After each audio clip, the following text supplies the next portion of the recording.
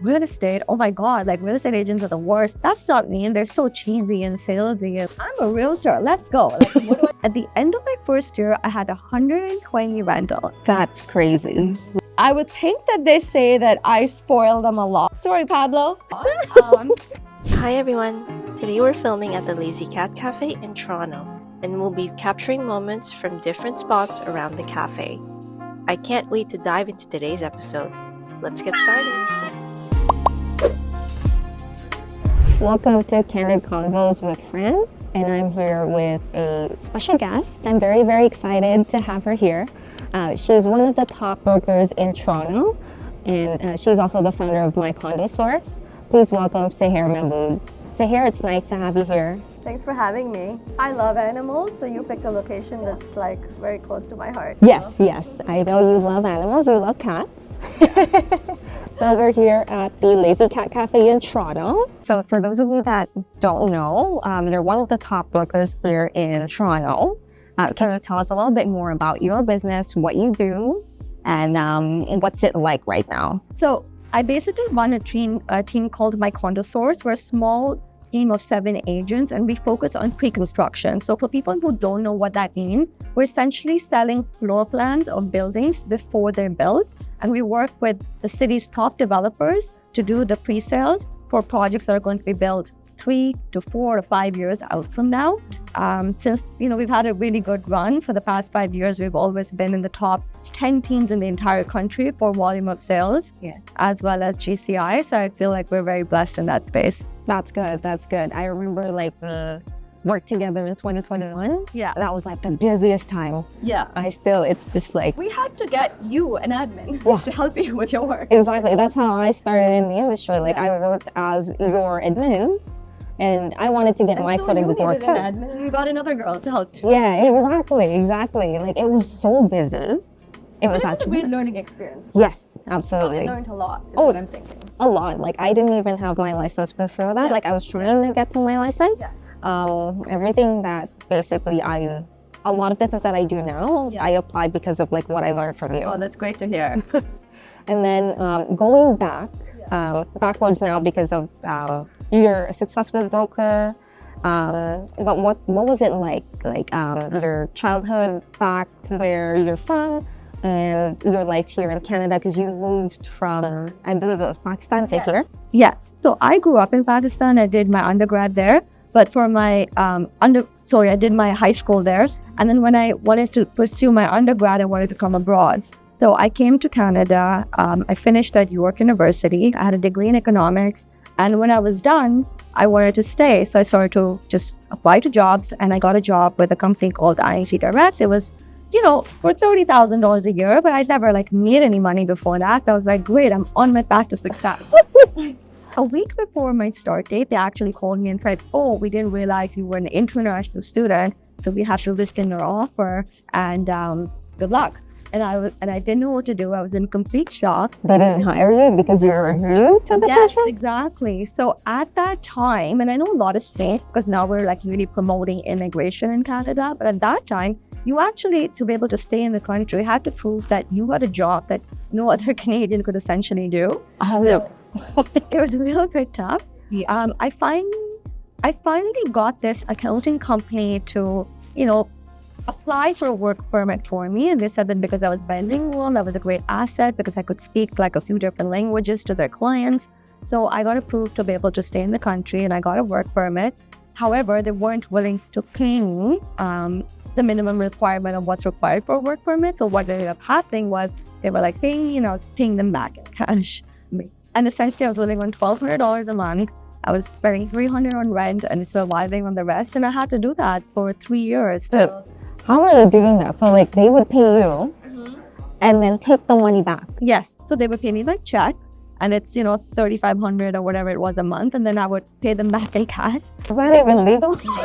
I don't know. There's a lot of things that aren't legal. So listen, for me, it was a way for me to stay in the country. So I'm still grateful to this day that I'm here, essentially because of them. So, I had that gratitude in my heart for that. But once I got my PR, I was like, okay, well, the world is my oyster. What's next? Yeah. Then I realized that can only go so far with an undergrad. So let me invest in myself and get an MBA. So I went to RTC, I got a student loan for $80,000 and I pursued my MBA in finance. I graduated in July of 2008 and it was literally like when the financial crisis hit. Oh, right. And it was the absolute worst time to be in finance and be brand new with like zero experience. Yeah. Right. And, you know, it was just very, very bad timing for me. And I was a little bit lost for a few years. I had like no idea what I want to do next. One of my friends is like, I don't know what you're really good at, but why don't you try this like real estate thing? And I'm like, real estate? Oh my God, like real estate agents are the worst. So walk in and out of condos, flipping lights on and off, like that's not me. And they're so cheesy and salesy and like, that's not what yeah. But anyway, 6 months later, I was like, it's a low barrier to entry. I got my real estate license and I started at Royal LeFayette Signature. And, you know, this was 2012. It was where we first met as well. I haven't changed brokerages since then. But when I got there my first day, I'm like, I'm a realtor. Let's go. Like, what do I need to do now? Yes. that new person excitement is there. The new person excitement was there. And they basically said, okay, well, do you have a wide network of people? And I was like, nope, I'm an international student. Some of the students I went to school with has gone back home and I have no family here. I didn't grow up here, so I have no network from any neighborhoods or anything like that. And they're like, I know maybe like 12 people here. They're like, okay.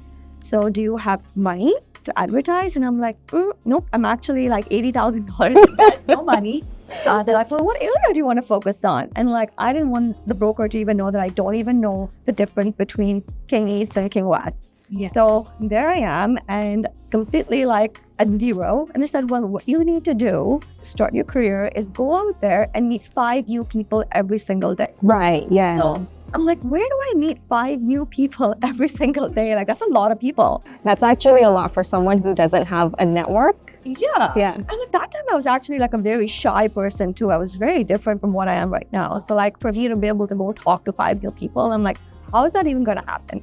Anyway, so I thought that the best course of action to do that was to go on this really like high-end, sophisticated website called Craigslist. So state of the art. So I log on and every single day, it was a hot rental market back then, just so you know. And because I didn't have any experience in sales, I'm like, you know what? People are not going to invest all their life savings into buying a home with someone who has like literally no experience and doesn't know what they're doing. But rentals was hot and I, was like, let me start there. I started to post other agents' listings because I had none of my own on Craigslist, and I started to meet people and do rentals. And at the end of my first year, I had 120 rentals. That's crazy. My broker of records said, I have never seen this in my life. How are you doing this? Me either. I'm already tired at 30. Yeah. And this was like literally in 1 year. So I made a very fast, efficient system of doing them, and it was a good rental market, and I like milked that. But one day I called one of the agents because I was like listing agent. I said, how do you have 5 rentals in the same building? Like all the listings have your name. How is that possible? And he said that because I do pre-construction. And I said, I don't know what that is, but that's what I want to do. And he was like, okay, well, I can show you. But at that time, I didn't even know what the word pre-construction meant. I've never done a sale in my life. Like all I'd done in rentals. And he basically said that, well, I have a project coming next week. So if you want to like bring some people, we can sell them some units and split the commission 50-50. And I was like, sure, because I had no idea what I'm doing. So 50% of something is better than, 100% of nothing. So he's like, well, do you have clients? And I was like, not really, but I'll find some. So what I ended up doing was I went back to my rental database because think about it, I was meeting not 5, it's sometimes close to 15 people a day doing my rentals. I would have open houses at other people's listings and all these people would come through. Now I had all their names, numbers, and emails into my database. And I basically started calling them and I said, I have this new project coming at Yonge and Eglinton. Would you like to attend? That first weekend, with the help of this other agent, I did 7 sales. Wow. Prices were lower, obviously, at that time. So I think it was like, $300,000 for a condo and $400,000 for a 3-bedroom. And the grand total of the number, I had like $3 million in sales. And I'm like calculating 4% of that. And I'm like, that's like $1 billion. I'm rich. So for me in my head, I'm just thinking like, oh my God, like this is great. And I think that it was at that moment that I decided that, I want to be successful. And I didn't know what the path was to get there, but I knew that at this point, I'm not going back to doing 1-bedroom rental with Bill and Bob, where they want to like split the living room into with a curtain and live there. Like that can't be me. But I also knew that the only way that I can achieve success is through myself and the work that I have put in. So, I think that was a pivotal moment in my life, speaking to that agent, getting introduced to pre-construction. So when I look back at all my beginnings, it was literally the crashing market and that advice from a friend to get into real estate that put all of this together. Yeah. And, a lot of people are looking for that magical moment when they can look back and think this whole planet's going to come together. But pivotal moments can come from good or bad events. So what seemed terrible at that time turned out to be the greatest thing in my life. Because if the market hadn't crashed, I would have never got into real estate. I was probably doing some like a finance stuff, operation somewhere, Yeah. So I think it's really important to like take those good and bad events. And then, when you look back, you can kind of connect all the dots and see how it all comes together. Right. It's like there's a saying, like for every dark cloud, there's a silver lining. Yeah. And I think that was your silver lining when you met that person who introduced you to pre-construction. Yeah. Now, so going into that, did you have like any mentors in the industry that has helped you like grow your business? So I would say that when I started, I didn't really have a mentor. Like I did have that agent who showed me, how to do the appointments, because that's how I did the sales. Yeah. But he wasn't really like a mentor, so to speak. But however, I learned very quickly. So by watching a few appointments, I took down notes. I was like, this is what I need to do. And I didn't really have anybody who was there like holding my hand and answer my questions. It was a journey that was pretty solo in that sense. But I would absolutely advise that if someone does have access to somebody who could be a mentor, who's gone through the path that they want to go down and learn from them so they don't make all the mistakes that I had to make, that would be a great way to get started, Yeah. So, I think it's about learning, observing, and taking notes and seeing, especially now you have like, content available on social media and YouTube and so much more than access to so much more information than I had back in the day. It's very easy to like learn from top people in your industry just by even watching their content, watching their podcasts, seeing how they promote things. Yeah. If you can get like a top producer mentor, that's great. But if you can't, you have access to a lot of information to get you to that place where you need to. So you started your journey in real estate in 2012. Yeah. So that's when you joined Signature.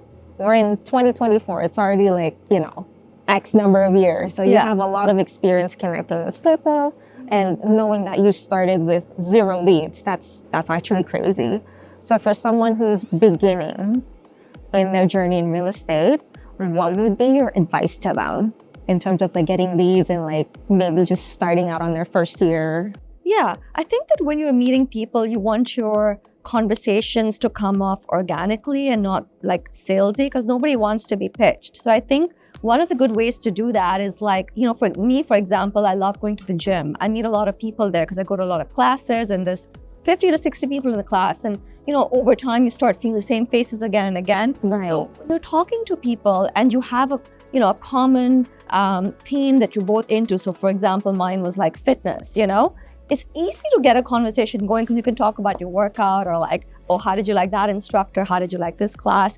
And then, organically, you kind of get into like, oh, so what do you do? And what do you do, right? So I started to build a network like that very, very organically because nobody wants to be pitched. So from there, it's like you have to be comfortable talking to people. That's the first thing, because this is a people business and you have to meet people.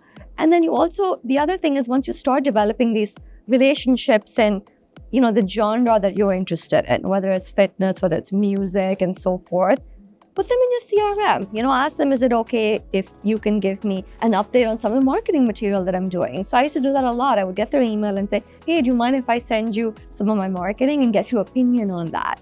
And everybody loves to share their opinion. They want to like give their advice. So I would always say, meet people, put them in your database. Don't be scared to email them. And that's how I started. And I just started like to build slowly from there. But if you have people that you can build common ground with, that's great. And the other way that I really built up my database for me that worked really well was through the rentals. So getting people to come and meet me off Kijiji, kind of networking with them and, developing that relationship from there. Before we carry on with our show, I'm here with the owner of the Lazy Cat Cafe, here to talk to us more about the cafe.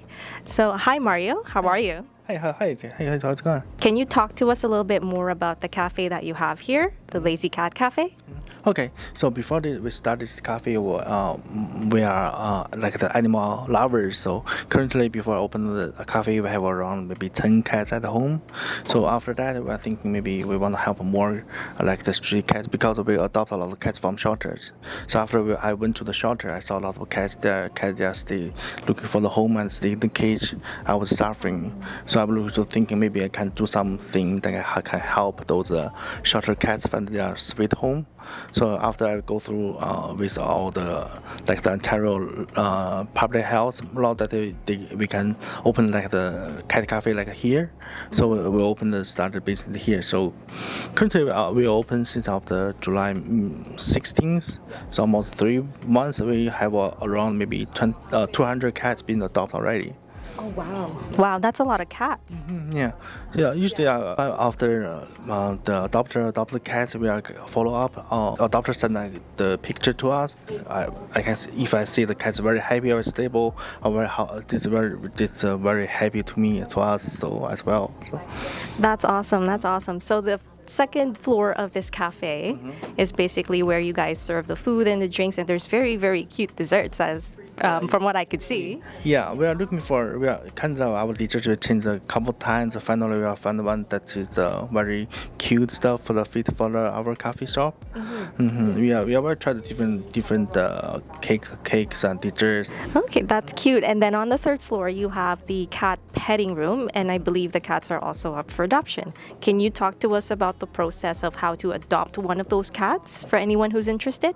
Yeah, usually all the adoption cats we will be posted on our website. So we will list out their name, breed, and how old is there, and like the vaccine date. All the customer come play with the cat. They decide which cat they want to adopt. They can just go to our website and make the fill of the adoption form. So we will ask a few general questions like the status of the cat in the Canada. After that, we will receive all the release form and we will do like the serious conversation with all the adopters. So we will choose one the best one fits for the cats because different cats have different personalities. So like some cats they just want to stay alone, or they cannot stay with the dogs. There's all like our considerations. That's cool. That's cool. And for anyone who has like a cat that they can't keep, or they found like maybe a street cat, do you guys also accept them in? Yeah, basically we are trying to get a medical record, make sure that all the cats it's in the good condition. If not, we are just to go to the vet and check it out, check all the cats been surrounding, so make sure they are in the good condition. We will give them the 4 vaccinations before we give like list to the adoption list. So. Okay, got it. Thank you so much for all the info, Mario. It's been great help.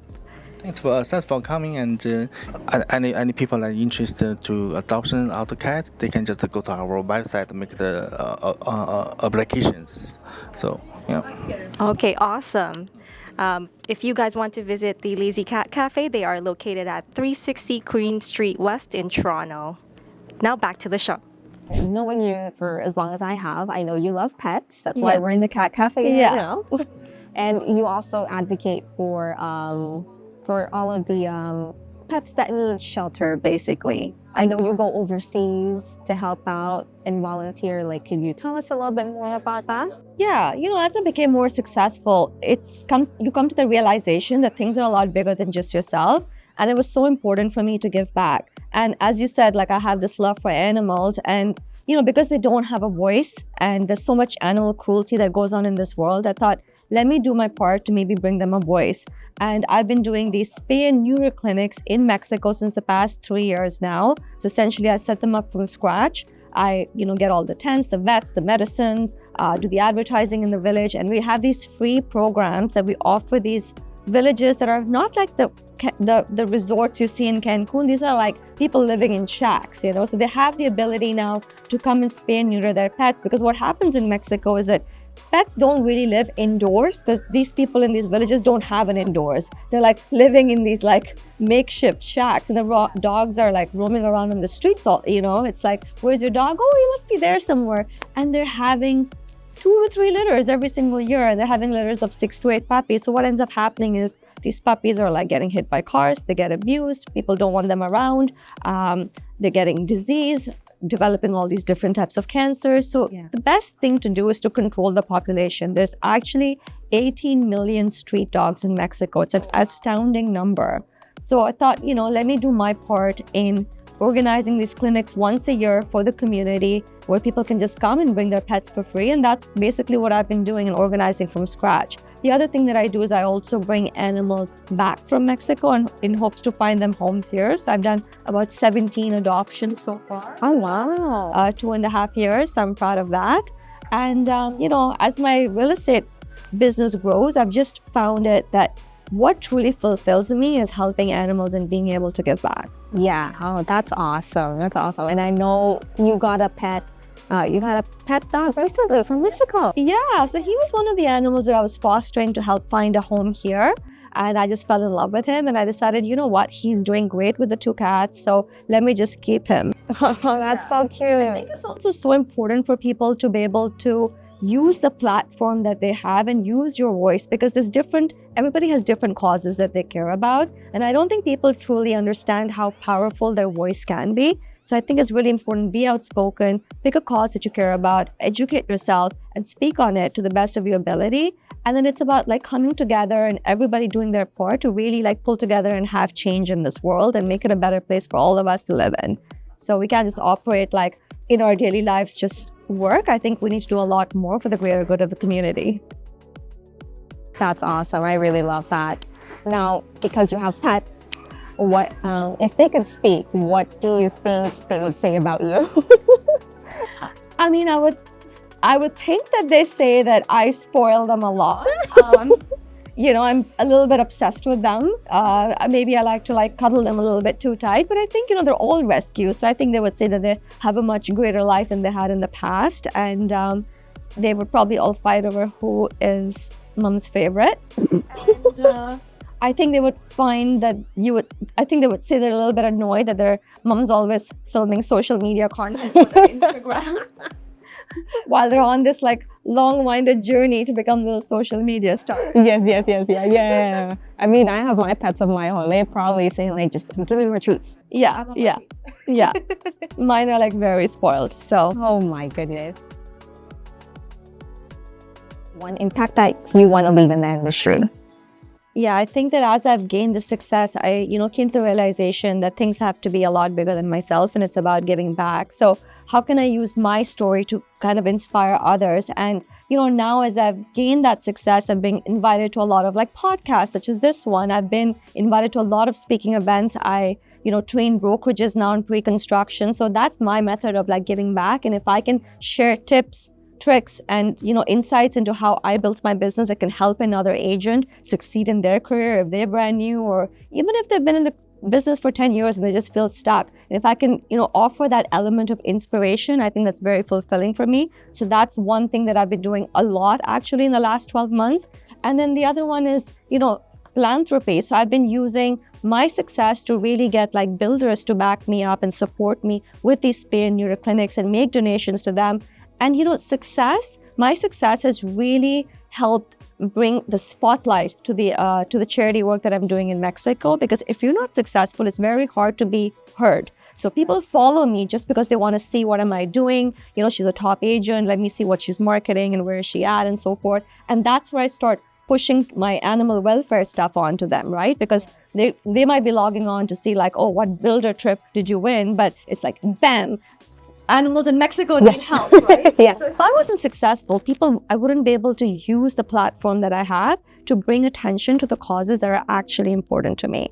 And just a few months ago, it was the first time that I won the Community Spotlight Award. It was the first ever award in the real estate community for pre-construction towards somebody who's bringing change out there in the industry in other avenues. And that was so special to me. So, it was my first philanthropic award from a builder, and I was able to give a speech to the most successful brokers in the entire city. There was 60 to 80 people there. These are all the top agents, and I was able to spend 5 minutes and really talk about, the cause that means so much to me. I would never have that opportunity to speak to those people and have their attention if I wasn't successful. So it's like using my success to help agents who are new and who might need tips, and then the other one is like, how can I bring attention to causes that are important in the world? That's amazing. Thank you.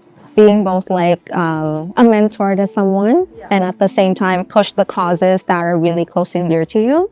That's something that's something I think people should aspire to. Yeah, for sure. And a lot of people think that like, oh, I'm only one person, like what am I going to do? But every drop in the bucket counts. So I think that even if you have like one follower on Instagram or 100 or 100 million, it doesn't matter. Use your voice, be outspoken, and talk about what you're passionate about.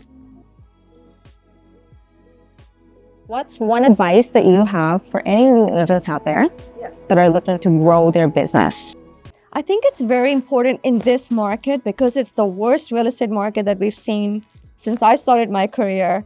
It's focus on the things that you can control rather than the things you can't control. So we can't control the market, we can't control interest rates, we can't control politics. But the things that we can control is showing up to work and doing what we need to do. So, stop thinking about deals that aren't happening. There's still deals that are happening in this market. You ought to really push past that negativity and focus on your own success. So when I look back at my career, the reason that I was successful is because I shut out the noise and I did what I was supposed to do when no one was watching. They say that a river doesn't cut through rock because of its power. It cuts through rock because of its persistence. So if you know anything about me, it's I'm persistent and I'm consistent and I show up because that's the easiest part of the job and it doesn't take any effort. So, a lot of agents say, oh, I did what I was supposed to do because I was told to, or I showed up here because I was supposed to be here. But it's about what are you doing when nobody's asking you to do something? Like, are you still taking those right steps in your career to elevate yourself? That's the most important thing. That's amazing. That's actually really, really good advice. Are there any events or projects that you're working on right now that you want to promote? Yeah, I'm actually doing a spay and neuter clinic on December 14th in Mexico. So if anybody's interested in helping out in any shape and form, you can always contact me. Oh, that's good. So now, with that note, where can people reach you? So you can reach me on my Instagram account. So our company one is My Condo Source and my personal one is Seher_MCS. Awesome. Yeah, so we're nearing the end of the show. I do have some rapid fire questions for you. Okay. Yeah, so answer these questions in like one word or one sentence only. Okay. So, would you rather deal with a phone call or an email? A phone call because it's quicker and to the point. Cats or dogs? Cats. Sorry, Pablo. Oh no, poor Pablo. And the best advice I've ever received? Learn to work harder on yourself than you would on your job. If you work hard on your job, you can make a living. If you work on yourself, you can make a fortune. So invest in bettering your skills, maybe learn a new language, learn things you didn't know how to do, and that can really elevate you long term. I like that one. And what's the worst advice you've ever received? To play it safe and avoid risks. Personal growth comes from stepping outside of your comfort zone and, taking those risks. If I didn't take risks in my life, I wouldn't be where I am today. Oh my goodness. Seher, thank you so much for being here. It's been an absolute pleasure. Pleasure was mine. Hey everyone, if you liked today's video and want to see more entrepreneurs tell us their stories, please like and subscribe so you'll be notified of the next episode. I'll see you again next time. Take care.